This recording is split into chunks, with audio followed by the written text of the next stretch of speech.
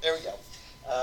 Chapter 1 is pertaining to business communication in the digital age. This is nothing more than an overview of identifying different ways that we communicate in an office type of situation. Uh, First of all, this chapter covers expanding global markets and how we communicate and how we're changing the way that we do things because of those expanding global markets. Embracing teamwork in within the office place and whatnot. Any type of emerging technologies and a changing work environment, whether it be a virtual work environment or a hybrid type of work environment, or if you just go to different buildings to meet clients.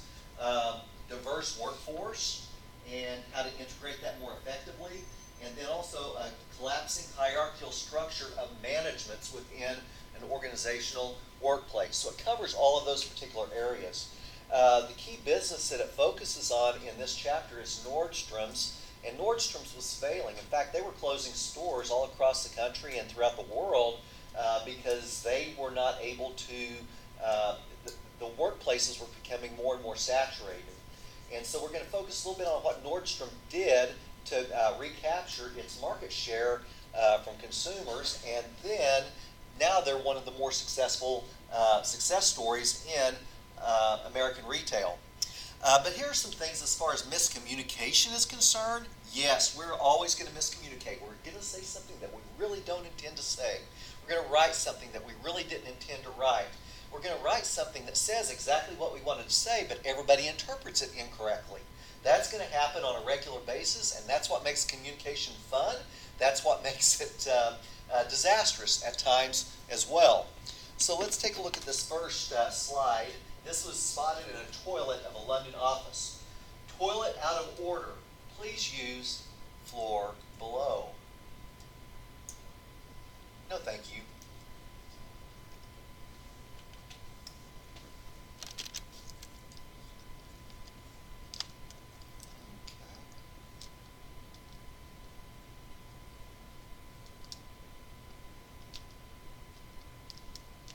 Okay, progress slide. Okay, my battery may be waning a little bit.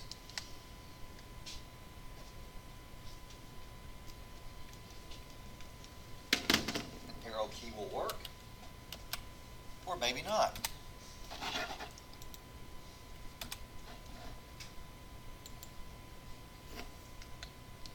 There we go. Okay, here's a laundromat, automatic washing machines. Please remove all your clothes when the light goes out. London department store, bargain basement. Where? Upstairs. In an office, would the person who took the step ladder yesterday please bring it back, or further steps will be taken? After the tea break, staff should empty the teapot and stand upside down on the draining board. Oh, hi. We outside a second-hand shop, it says we exchange anything: bicycles, washing machines, etc. Why not bring your wife along and get a wonderful bargain? Health food store, closed due to illness. During a conference, for anyone who has children and doesn't know it, there's daycare on the first floor.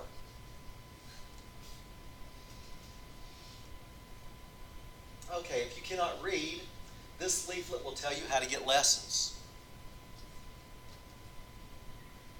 We can repair anything at this repair shop. Please knock hard on the door. The bell doesn't work. That's my favorite one, actually. Okay, so those are just some fun things to identify miscommunication. And also in images, pictures can miscommunicate what we're trying to say about something.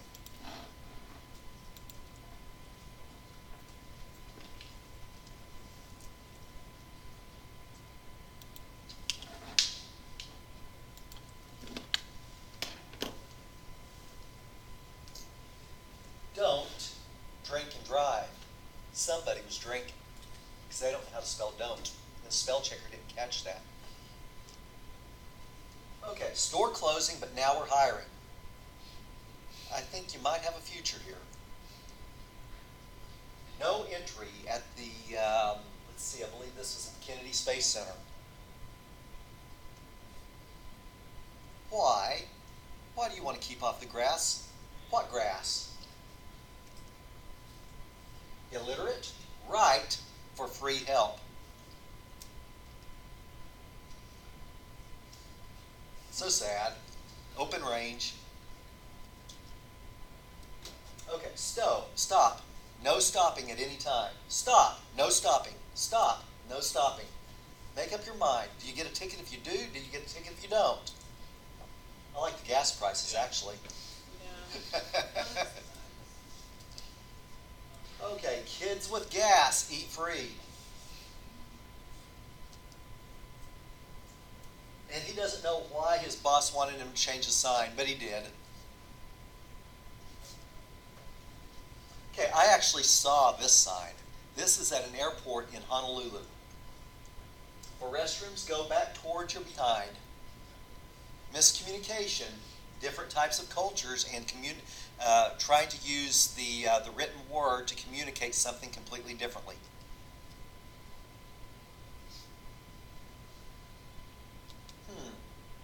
17 remain dead in morgue shooting spree.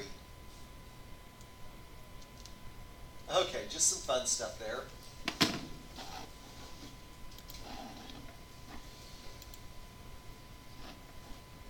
Okay, that brings us to business communication in the digital age.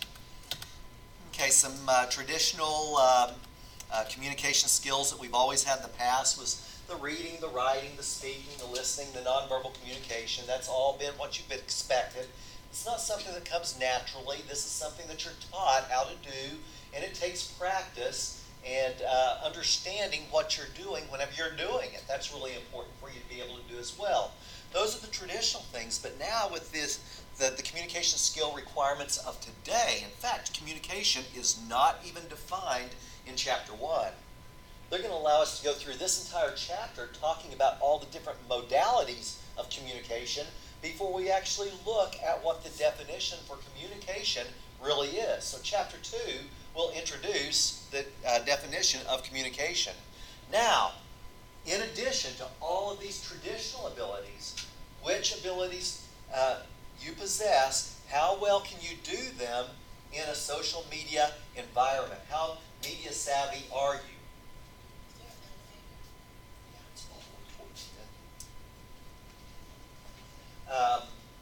Being able to make good judgments online, making decisions, using critical and analytical thinking processes whenever you're posting statements on different types of social media websites, and protect employers' reputation. All of these are the new requirements for the communication process.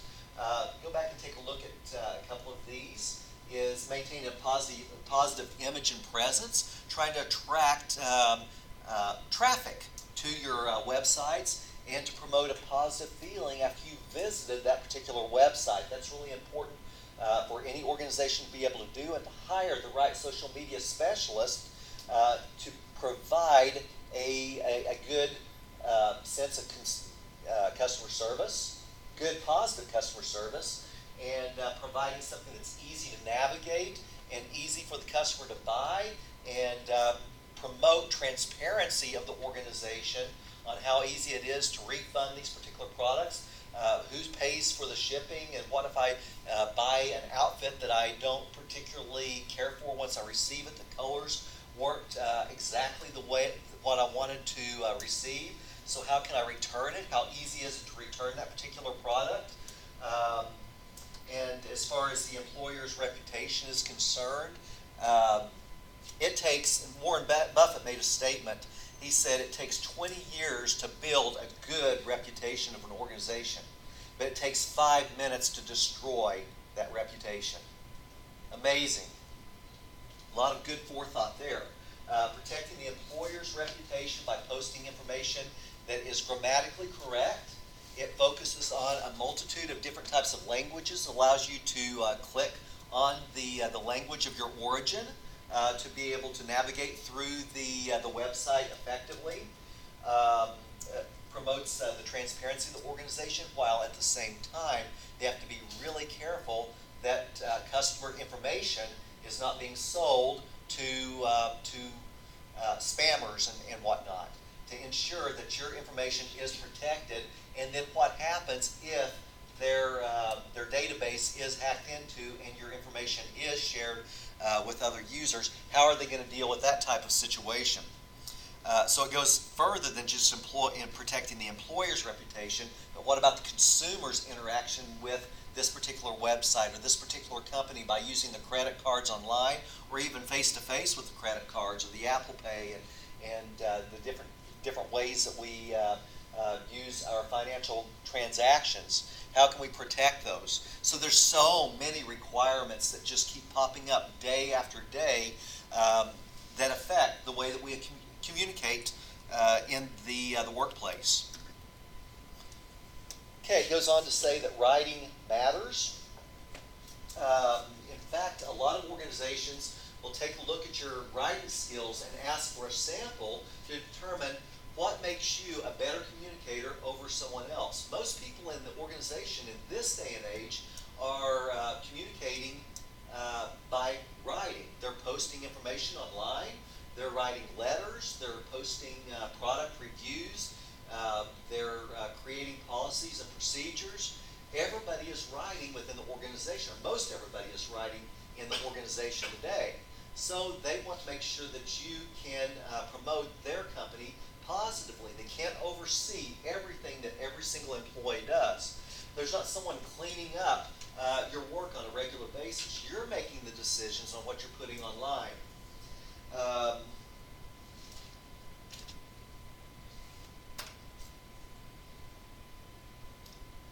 Okay, strong communication skills are critical to effective job placement, work performance, career advancement, and organizational success. In making hiring decisions, employers often rank communication skills among the most desirable competency. Additionally, as far as writing skills are concerned, executives are looking also for critical thinking and problem-solving skills, along with self-motivation, self-discipline within the organization. Are you someone who can generate some good ideas? Can you take information and are you able to communicate it to other individuals and then process it and then develop your ideas into a plan, something to follow through with in order to make the process a little bit better? Let's see.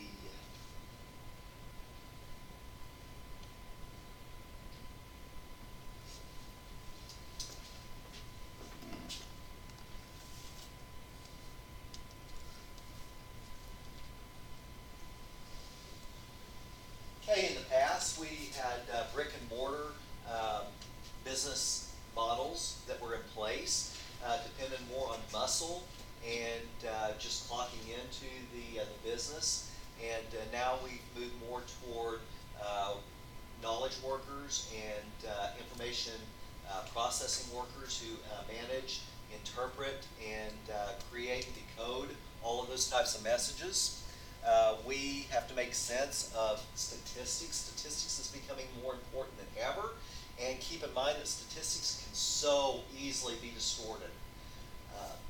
I can come up with a formula within my organization as far as determining whether you are successful in the workplace by looking at your statistics. Your statistics may tell me that you are not an effective employee at the organization. I can make it work out that way. But at the same time, if you are being a little bit more ethical, you can look at it from different perspectives and be able to see, okay, the numbers aren't really that high in this particular area, but we need you in these areas.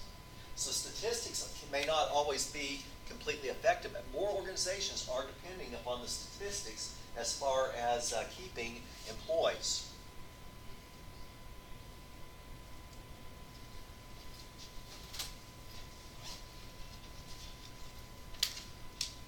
Okay, also thinking critically in the digital age and also in the current work environment is how well you are able to analyze or create ideas and then have an opinion. If somebody asks you, what do you think about this?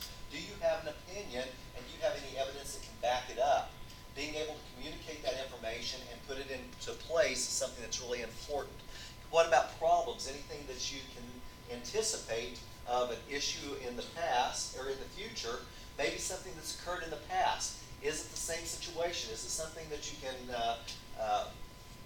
that you learn from, and maybe you can go back and try it again? Is it worth trying again? How can you effectively communicate those decisions that you make? And this is just a problem-solving process, is to explore what the challenge is by identifying that challenge, gathering information and clarifying the problem. Then you generate those ideas and come up with many ideas to solve the problem. Pick the most promising ideas that are going to be helpful or will be productive for your organization. Then you implement them by selecting and strengthening the solutions and plan how to bring those to fruition. Okay, Nordstrom's is the key component that they talk about in this particular chapter. As I mentioned earlier, it's an organization that struggled for several years. They were closing stores. They finally decided to try to develop a social media presence and to connect more with their customers. That's what all organizations are trying to do. They've increased their market share significantly. They're doing quite well, and they're actually opening more and more stores throughout the world to market their brands by changing their websites, making it user-friendly to anybody who wants to visit their website. They made it easy for different types of devices, whether it be the iPad or the iPhone or the Android, any type of mobile device, and standalone desktop or standalone computer system, whatever your background is, because they're dealing with people that are awkward with technology, and they're dealing also with a new set of people that are very tech savvy. The millennials are very tech savvy. They're on their phone almost 24/7. They provide feedback. And by the way, I had a student 2 or 3 semesters ago, and she went through our social media marketing program here at Rose State. And she was hired as an intern over at one of the car dealerships here in the Midwest City area. And she completely changed their social media standing with the community. In the past, they had not been very transparent with their information. I don't know if all you, I'm sure many of you probably already know this, that when you go to Yelp and any other type of reviewing type of website, if you get 100% feedback that everybody agrees that this is probably one of the best services that you can get, may not always be true. I went to Hawaii. I go to Hawaii quite a bit, actually, and you're from there originally, so or your family is. And I had been going out to, I've probably been to about 20 different luau's. And so I looked on Yelp, and they said, no, this new luau in town is the best. You got to check it out. It's on the south shores of Hawaii rather than on the north shore. And basically, it was a group of chefs and a group of leaders that were on the north shore at the Polynesian Cultural Center, and they moved all of their moved a lot of their workforce over here to this new luau over on the south shore. So we had to check it out, and it had 100% rating. It looked like it was going to be fantastic. I couldn't wait to see it. It was the worst of all the 20 luau's I've ever been to. It was horrible. And I posted a review on Yelp, and it never showed up. It did temporarily, but somebody removed it. So it depends on, there's always an opportunity for somebody's, here's a few extra bucks if you go ahead and remove this particular review. Okay, also think about this. I'm your competition. I want to go out there and put some horrible reviews on your business. Okay, those stay out there, or they could go away. It depends on how much money you want to contribute to have those particular reviews removed. So if you got the money, you could probably take care of that quite easily. Well, the student that's an intern over at one of the dealerships, she said, you know what, let's go ahead and create a wiki. And a wiki is a two-way system in which you can, it's like a blog, and with a regular blog, I post, you read, and that's it. With a wiki, I post,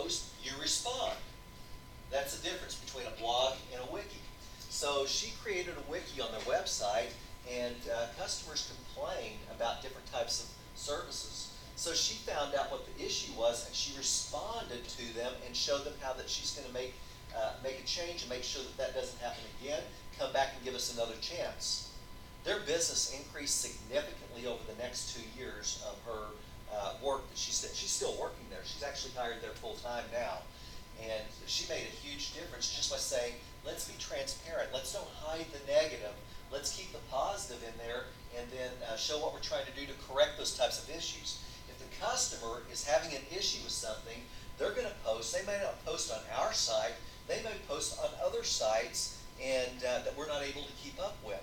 But at least if we have this wiki available, we can defend ourselves if we need to defend ourselves, or we can provide an opportunity for them to come back and give us a try again, and so that we can make sure that you don't have the same experience as you had in the past.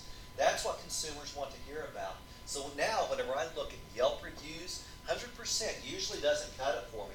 I look down, I want to find some reviews that are negative and what the company did to try to correct those types of situations. So these wikis, these blogs, these podcasts, TED Talks, whatever the case may be, they're used to improve products and services, to introduce you to better living styles and whatnot. We try to draw traffic to our website to generate ideas from our consumers to promote more business with our organization. And it's a good way through Twitter accounts and whatnot to announce promotions or be one of the first to respond to this tweet, and you will receive something special as a result of your interaction with our organization. We may even do a little bit of gamification, create games that you play to win points to reduce the amount of money that you would pay for a service.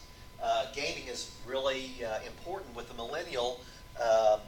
millennials specifically, that they're trying to integrate that into ways to get them into stores or to online websites.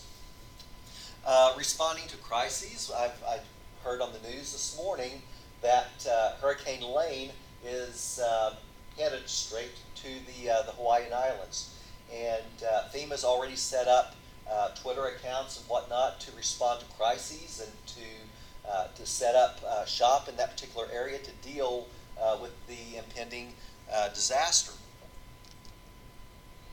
So this is a good point right here. Word of mouth, positive and negative, can travel instantly. Get that information synchronously at the speed of just a few mouse clicks. In our organizations that we've had in the past, we have been involved in saturated local markets where we're just competing against each other in a local municipality.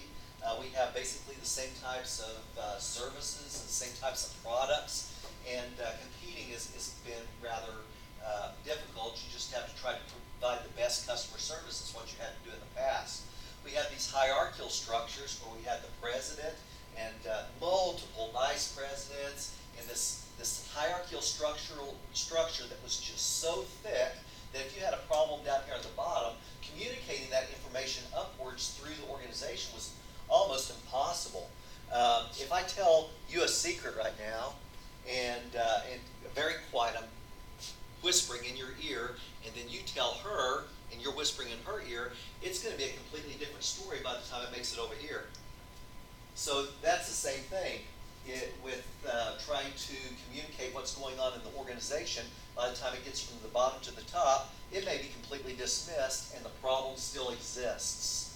So social media actually gets to the point a little bit more quickly because we can address our concerns instantaneously and get results very quickly, actually. Organizations were always, you came to work and you did your job. You had a responsibility that you did. You got a job evaluation. You clocked out. You went home. Didn't have any teamwork or anything like that. It was a fairly innocuous type of work environment. You have basically a cookie-cutter group of individuals that worked within the organization, and you had similar ideas. You just did the may have been able to contribute your ideas occasionally. You may have griped about something occasionally, but really nothing ever really changed within the organization. So in this chapter, it does talk about expanding those global markets, getting out of yourself and trying to reach a diverse, right down here is a diverse workforce, a diverse customer base, which also means you have to have a diverse workforce in order to be effective. Work in teams with this diverse workforce, working in concert with other members that have different ideas completely, creating all kinds of conflict as a result of doing this. Now you're able to kind of think out of the box and look at things from a completely different perspective and bring different ideas into play and put them into action and become more competitive within the global economy. The different types of technologies to bring in, let's click here, click and buy, click and buy, click and buy, and it's not just about that, is how easy is it to navigate those particular websites in order for you to buy those services, and can I get them refunded easily if I want a refund on this, and how can I protect my information at the same time? And now wearable devices, being able to have a business meeting and communicate this classroom, let's say that we're an office workplace, and transmit this information to Tokyo. And how would they receive it? And is there any type, and we probably will have some translation issues relating to that. How can we actually integrate some sort of interpreter software in the process so that we can communicate back and forth to Tokyo to make it easier? So those types of technologies exist and are making life a little bit easier, but at the same time a little bit more chaotic because it's creating a 24/7 type of environment for the workforce. Changing work environments. You used to have an office place in this hierarchical structure that had a lot of executives above you, and now it's easier for you to maybe work from a site that you're visiting in Rio de Janeiro. So you go there and you work through by using maybe a Microsoft Surface laptop, which has a lot of sharing and collaboration tools built into this particular software. And so now you can have 20, 50, 100 different people working on a different document, and it identifies in colors all the different workers that are working on this document. Then you can hit Final Markup, and it marks it up and shows all the corrections that you made to it. And then you can clean it up for grammar and clean it up for presenting things in specific order to make it easy for your audience, and then present your main document once all of you have worked on it together. The sharing capabilities on that particular device, as small as this is incredible. The amount of information that I'm able to put together and the number of people that can actually work together on this from different parts of the world is amazing. Let's see. But what is gone from the workplace is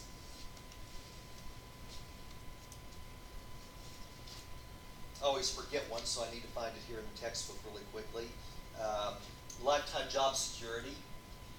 We no longer have that. In fact, with the millennial population, they have a tendency to change jobs much more quickly than what we did in the past. In the past, once you were hired on an organization, you stayed there for 20 years before you decided to move to another organization. Now it may be 2 years whenever you decide to move to a different organization. You're always weighing out your options. Communicating is something that you're going to be doing from the get-go at the new organization that you're working for. So you need to make sure that you stay up on all the different types of technologies, that you're able to adapt to newer technologies that are emerging, and you're going to be communicating. You're going to be writing more than any other worker has ever written in the past. Writers in the past basically wrote out a little draft, and then they gave it to an administrative assistant and said, "Here, clean this up. Make this work for me." That's past. We don't have that any longer.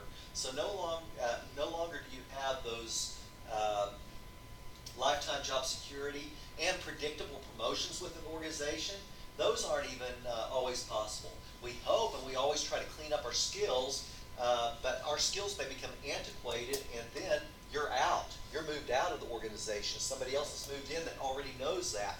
The millennials are the ones that are taking those types of positions because they do know about the new technologies that are available, know how to use Snapchat effectively, and the Vine, and Instagram, and integrating that into the business workplace to promote products and services and whatnot, using Facebook in order to promote your products and your services, and even email and sending notifications, and just a variety of things that you can do through social media.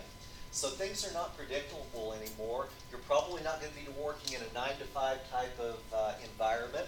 You may be on a split shift type of thing. You may work 12 hours a day for 3 days, and then you may have 2 days off.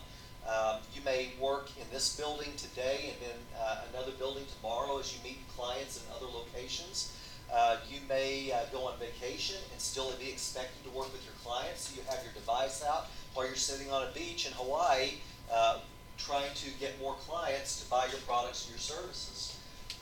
So there's a variety of, the workplace environment has completely changed. You may be in an office situation where you have an open environment, everything's open doors that have these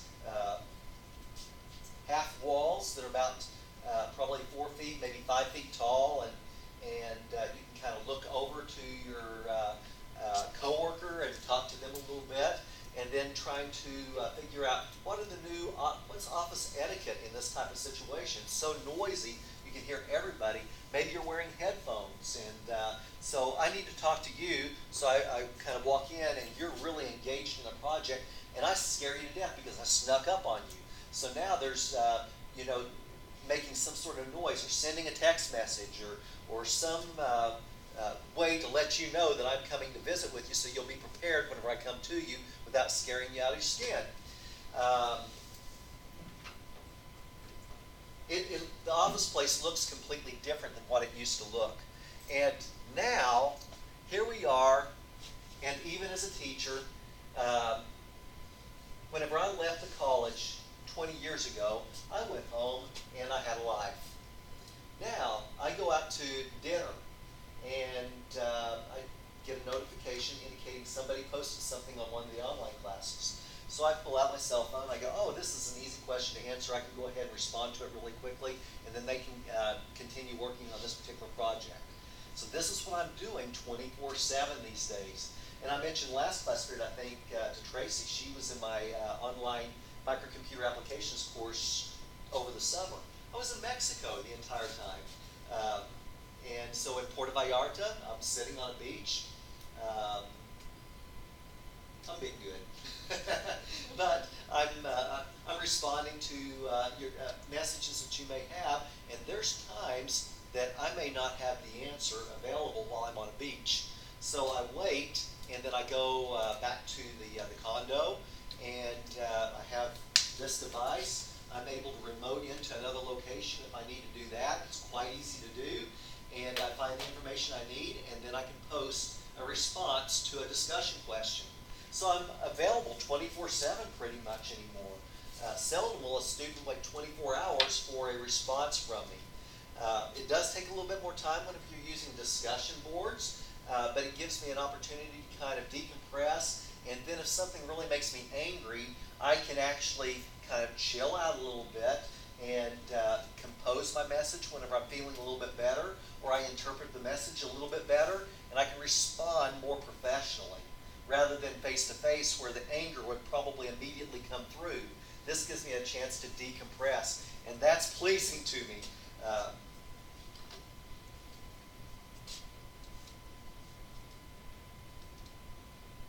But here are some of the issues. You work long hours without extra compensation. You're not getting paid for all those extra hours that you're working.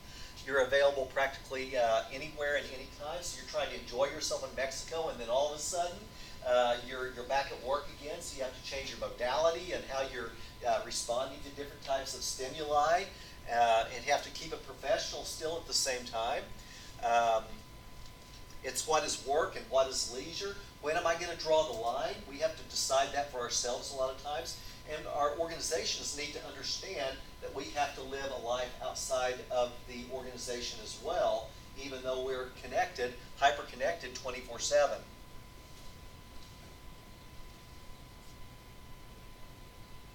We're always on, we're always open. That's what Nordstrom's is doing with their online site. You can shop 24/7. You can get feedback from chat specialists that are built into that website to ask specific questions about sizes. And is the color reflective of what I'm seeing on my screen? And probably not, because every screen has it's a monitor, and you can adjust the colors on the monitor quite easily. So they tell you what to do to reset your computer's monitor support in order to align with theirs and to show you what the color will actually be. And they provide that support for you 24/7. So these companies are they're open 24 hours now as a result of that, even though their physical stores may have closed at 9 o'clock in the evening. We now work 30% more than their colleagues in other industrialized nations while enjoying the shortest paid vacations, 15 vacations versus 28 days per year for other industrialized nations.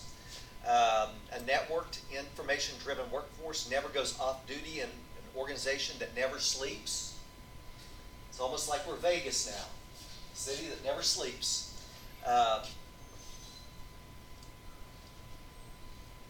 This is interesting. This book was written 5 years ago.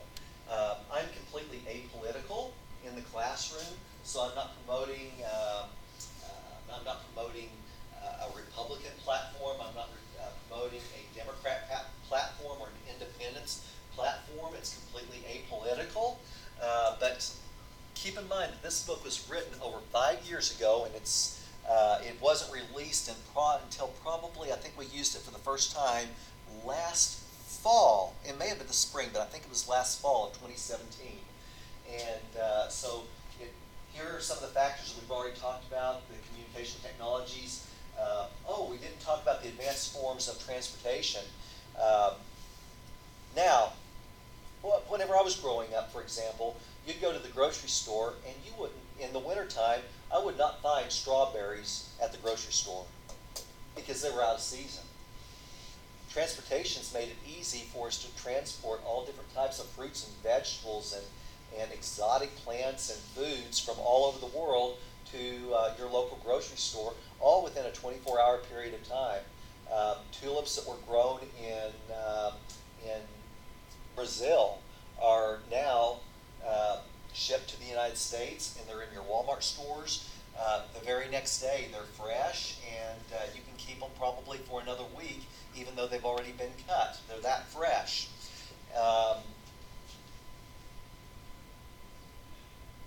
Moving from one part of the world to the other part of the world just by getting on different types of airlines can get you fast. The technology's increasing as far as the transportation is concerned, and we're able to go from one part of the world to another part of the world in a fraction of the time that we used to be able to do so. But here, look at this. Removal of trade barriers. This is, again, the book was written over 5 years ago, and the research was done before then, and they were talking about the tariffs back then. Isn't that interesting? That's why I wanted to say this is apolitical, so this doesn't have anything to do with my viewpoint on my political stance, which really isn't much, by the way, because I try to stay out of it as much as possible. Anytime that you engage in political conversation, you can create major rifts. And then you're always trying to be careful to try to consider the feelings of the other individual and that type of thing. Or maybe you're not. Maybe you want to kind of push a few buttons every now and then. So it kind of goes back and forth, but it does create a lot of communication types of issues. The removal of trade barriers and tariffs and those types of issues was written over 5 years ago. Saturated local markets, we're just competing amongst ourselves. Now we're competing against everybody throughout the entire world. And as we are an emerging global economy, yes, understanding different customs, lifestyles, and business practices is extremely important. That's one of our greatest challenges, not just for Americans, but for people all over the world. They're struggling with our culture and our customs as well. There's mistakes that have been made on both sides of the fence, and we'll look more specifically at that in chapter 3. Chapter 3 is my favorite chapter in the entire textbook. It's a cultural sensitivity and looking at some of the nuances of the different types of cultures. And I encourage you that if you are from if you've lived, you may be in the military, whatever your situation, if you've lived in a different part of the world, talk about some of the things that have been a challenge back in the United States. I encourage you to do that because all of our students find that as an enriching type of discussion. Just as an example, as far as language is concerned, okay, you wouldn't think there would be much of an issue between here and England, right? Well, we try to promote Dr. Pepper in an American company owns Dr. Pepper, and they try to promote that product in Great Britain. And they used a jingle, because those were becoming really popular back in the 70s. Spent millions of dollars on this jingle, and it went something like this. I'm a pepper, you're a pepper, we're a pepper. Wouldn't you like to be a pepper too? Be a pepper, drink Dr. Pepper. Be a pepper, drink Dr. Pepper. Okay, playing the drums there, okay, and it got a little bit of a giggle. Go, don't do that anymore. It failed miserably. Why? Because a word was bypassed. The word pepper is the name of the soft drink here in the United States. But in Great Britain, they interpreted the word pepper as prostitute. That's slang for prostitute in their vernacular. Yes? Similar, like, the Colgate toothpaste. Uh-huh. In Spanish, Colgate, if you say colgate, it means hang yourself. Oh, really? You won't find Colgate in Mexico. It's like telling them to go hang yourself. Hang yourself. What are they trying to do here? What's the underlying message on this one, for sure? It reminded me of another one as well. Got milk. We tried to translate that into Spanish, and it basically meant, are you lactating? Because they took the word got and the word milk, and that's how it translated. So they completely, because of the context, and chapter 3 talks more about the context of how the context between the United States and Mexico is completely opposite of each other. We're considered to be a low context culture, and Mexico is considered to be a high context culture. Very family oriented. And so they said, you know what, that's why a diverse workforce is really important in your companies, so that we can help with making sure that these translation issues don't occur. So they completely changed it, says it needs to be about family. Put family in the place here and have it like a grandmother and her grandchild working in the kitchen together, and they've got flour all over the place, and they're having fun with each other. They're integrating with each other as a family, and then use the slogan, Cocinando y con amor y con leche. Did I say that right? Pretty close? That's right there. I try. I tried hard, but I failed miserably. And that means cooking with love and with milk is really the underlying message there. And I probably said something bad. Cocinando y con amor y con leche. Is that better? Yeah. Ah, cool. Not quite there. I may need to get a lesson here. But it failed miserably first because of that, because they're so family oriented, and we're not. We're individualistic here in the United States. And anytime you try to promote something, especially in the Latin American countries, you need to always make sure that you use a family spin to the message. We tried, I believe it was Nike. Michael Jordan was the spokesperson at the time, and his message failed miserably in Brazil. because of the individualistic approach, being better than everybody else, and ultimately they used a famed Brazilian soccer, Ronaldo, I believe, to promote it. And whenever he promoted the Nike brand there, it wasn't just him individually. He was playing with a group of kids, and they were throwing the ball around and doing all different types of tricks, with him being the centerpiece of it, but being part of a family or a group of people sharing. It's more about sharing than it was anything else. We're perceived to be quite a bit more selfish in the way that we try to promote our products and our services as well. Let's see.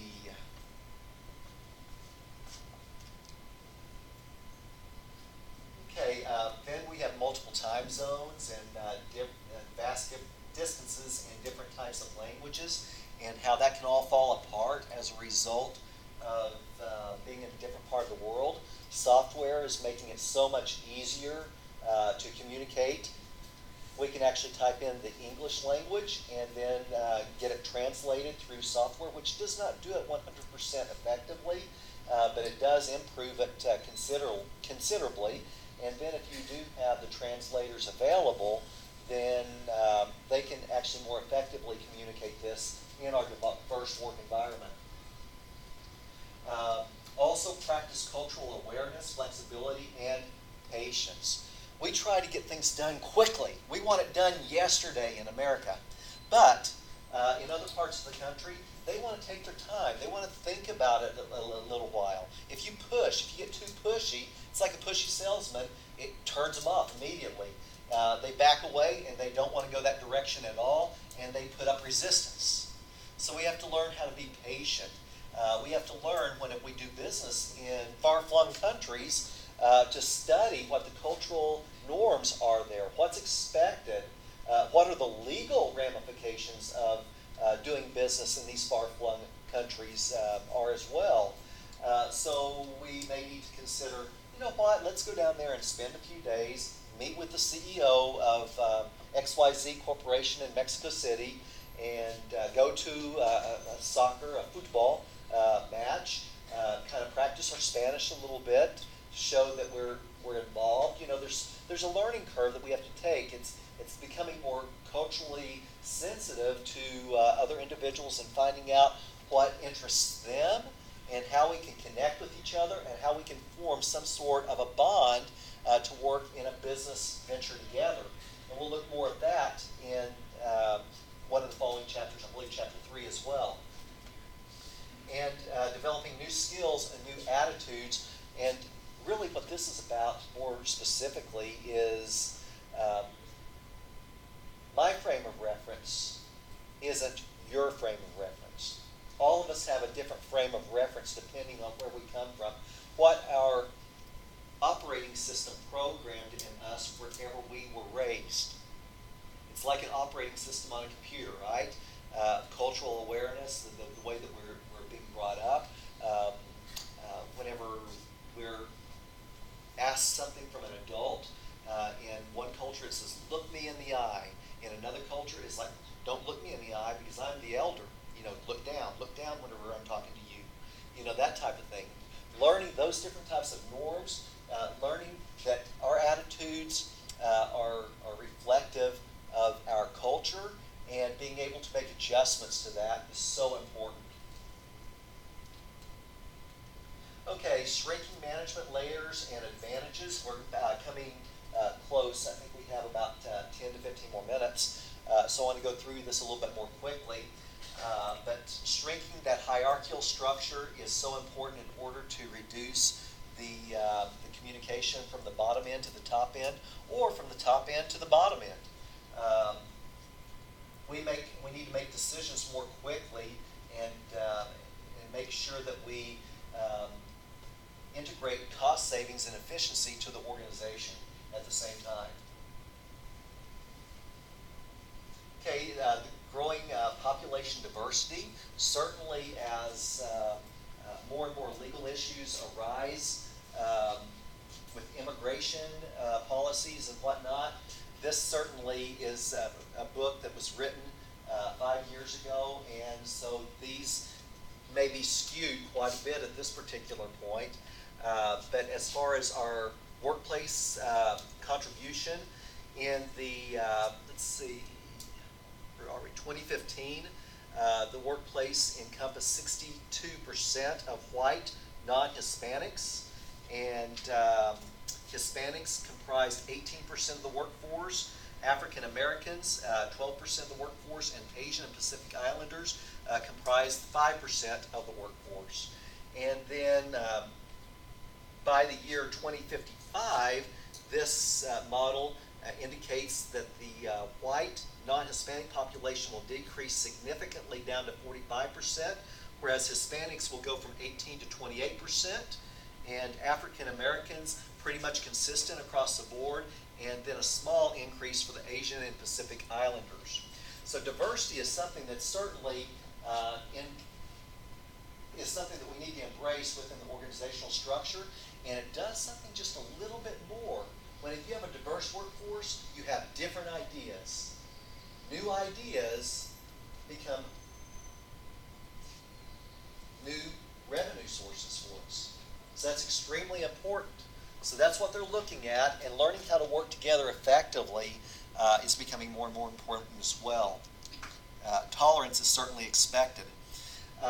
In this diverse workforce, it's better able to respond to an increasingly diverse customer base. If you don't represent my brand, then I'm not going to buy anything from you. If you don't promote these products using people from my background, then I'm not going to be interested in what you have to provide for me. Team members with various experiences are more likely to create products that consumers demand. Teamwork is very effective here. Consumers want to deal with companies respecting their values. Okay, the virtual and non-territorial office. We've already mentioned this, that we can be anywhere in the world using different types of devices to communicate with executives and with other coworkers, and we can make decisions over different time zones from different parts of the world.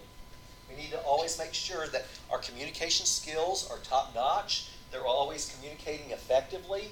And by the way, in the past, I've always told students, if you're getting ready to apply for a position, get off of social networking sites. I don't say that anymore. That's not true any longer. If you don't have a social media presence, you probably won't be considered for a job today, and especially in the future. But what you do need to do, if you, in your social media presence, if you use curse words, if you have bad English, forget it. All of that will be used against you. So make sure that if you're doing a lot of name calling or if you're using a lot of hate language, that is certainly going to be used against you. Get out of that particular habit as quickly as you possibly can. Whenever you make contributions, always show that you're trying to be helpful in your on your online posts, your tweets. Technology is not going to go away. It's going to emerge. It's going to make it easier to find out what you posted 10 years ago. We're going to be able to archive that information much more easily and find out more about you more than ever before. So get into that LinkedIn account. Brand yourself as a future diverse workforce information worker in the future. Show how you can actually make a difference. And whenever you're branding yourself in LinkedIn, make sure that you show that you are capable of working in so many different types of industries with the degree that you're working on. So make sure that you do have a good social media presence, but make sure it's positive, upbeat, and it shows neutrality as far as what your political stance is, your moral stance is, and those types of issues. Be very careful with the postings specifically. Okay, let's see.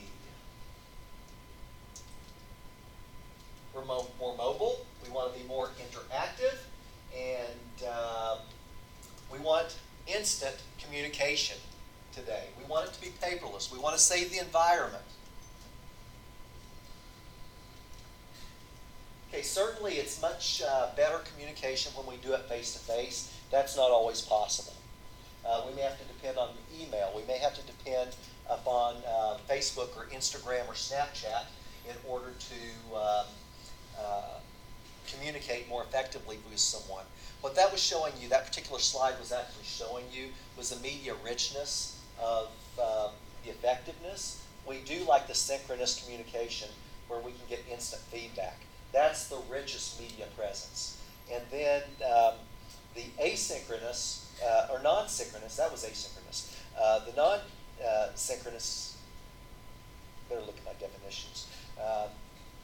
Asynchronous, yeah, would be more of the email where I could respond to it tomorrow, or a text where I could respond to it a little bit later, or something to that effect.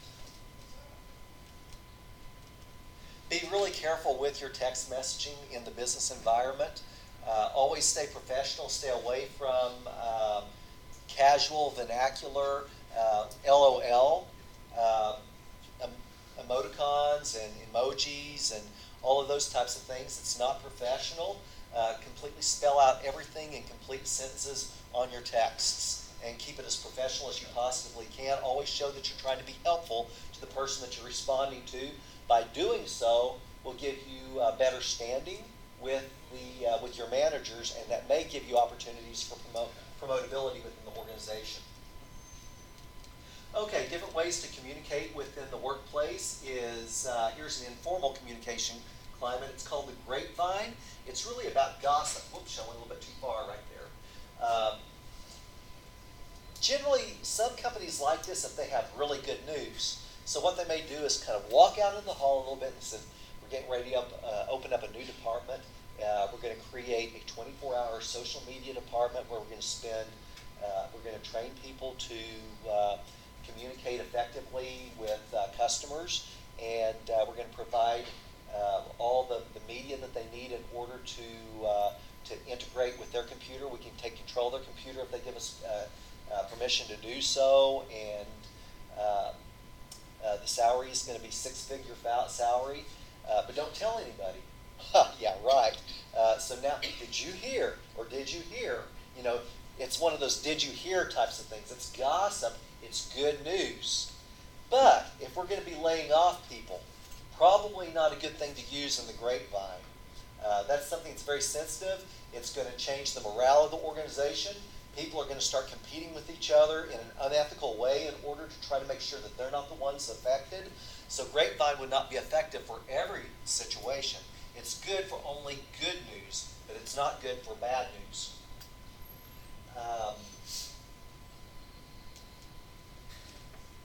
There's other modes of communication. There's horizontal communication, and there's also vertical communication. Vertical communication would be your boss posting information on your company intranet, and it's all about your policies and your procedures in your organization. That flows downward to you, the employee, and then if you are working out in the field and your boss, your CEO, wants to know certain pieces of information, you can provide instant information immediately upward to your boss. That's vertical communication. Horizontal communication is, and by the way, that's effective. And sometimes we get lost because if your boss is always posting something that you're supposed to read, are you going to read it? You may not read all that information, so you may get behind.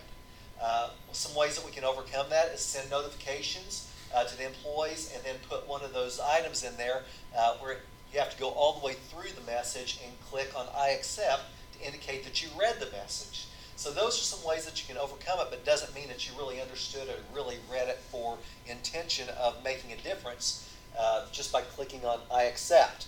You know, that can easily be, you can slip through that. But you can have a quiz at the end of it if you want something to, what did you learn from that information and what are you going to do as a result of that information? Putting a quiz on it might enforce you to do what your boss wanted you to do. Then there's horizontal communication, and that would be like the CEO meets with all managers throughout the organization. Says, this is what we're going to do to try to make sure that we have discipline and the same hiring and firing procedures throughout the entire organization. Follow these particular rules. All of these managers disseminate this information to their employees.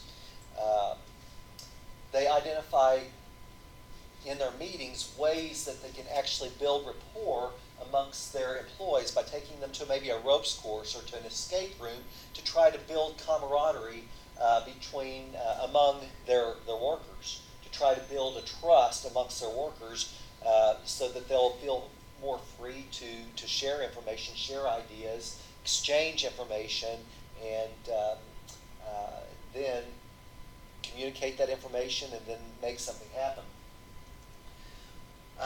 Then it moves into the goals of business ethics.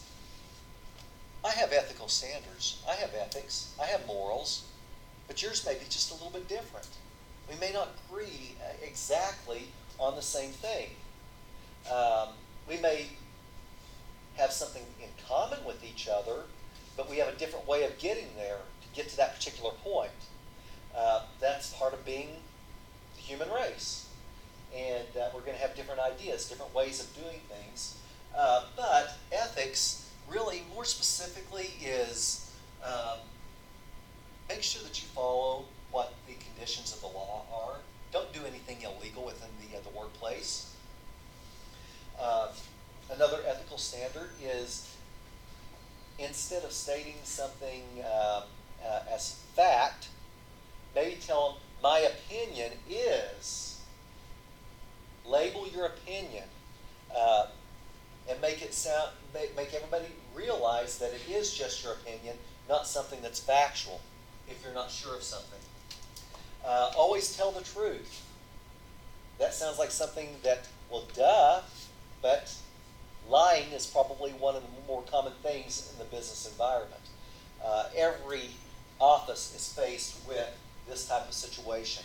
And furthermore, it's going to talk about gossip. I thought that was going to be the next one. But I'll go ahead and talk about gossip right now. Stop the gossip.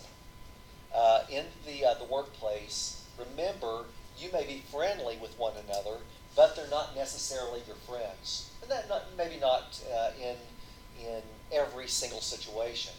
But we are having a really good relationship with each other right now in the workplace. And so I'm going to share with you some information. Did you know about so-and-so? Now, there's a promotion, and both of us are up for it. And so that person, all that information I told that person may be shared with someone else. And that may affect you negatively. So it's easy for me to say, and I've been involved in it as well, so I'm just as guilty as everybody else, because I sometimes get wrapped up in office gossip. It's wrong. It's not an ethical thing to do, and it sometimes comes back to bite you. So try to stay out of it as much as possible. And if somebody starts talking about another individual, find a good reason to get up and leave. Never be a part of it, because that will affect any type of promotability within the organization. Give credit where credit is due. Don't take it for yourself. A lot of leaders tend to want to do that. They don't stay leaders very long whenever that happens. When somebody else is responsible for making a contribution, give them the credit for it whenever you're giving a presentation. It makes both of you look good in the process. Be objective about, instead of putting up the wall and not listening to what somebody's saying, maybe they're having a hard time getting started with a new idea, or maybe they have a complaint or some sort of disagreement that's going on with other coworkers. Step back. Allow yourself to listen objectively to what they say. Listen effectively. Don't interrupt until they have made their complete statement before you can start making any type of remarks about their statement. It shows respect to that particular individual. Communicate clearly whenever you do communicate. Make sure that you don't start throwing out your opinion, and go back to that policies and procedures manual and follow it. Show that you still have compassion and concern for that employee. Use inclusive language. All of us want to be included in something.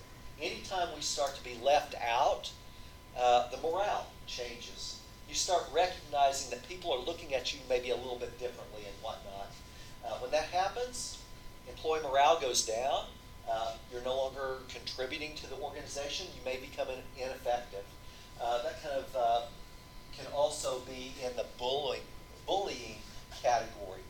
Always be careful whenever you're speaking with other individuals in your group that you're always inclusive of them and trying to find out what their ideas. Some of them may be really bizarre.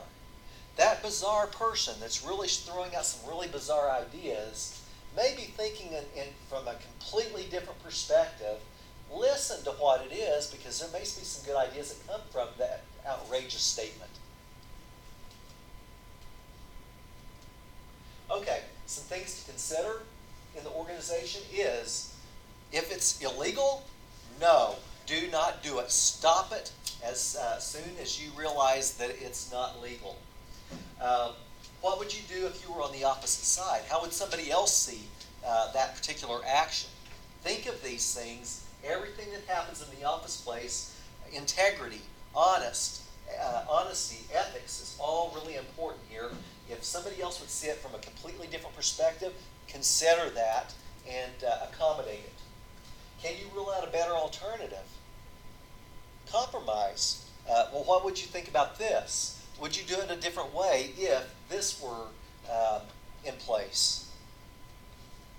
What can we do to make sure that it's going to be legal instead of illegal? How can I be more transparent? Would a trusted advisor, somebody who's completely indifferent to the situation, they're not for you, they're not against you, how would they ask you to proceed? Would family, friends, employer, or coworkers approve of this action that you're taking? What if somebody finds it out? Yeah, they probably will. We're in a technological environment. You can't just delete it and make it go away any longer. It's there forever. Okay, any questions?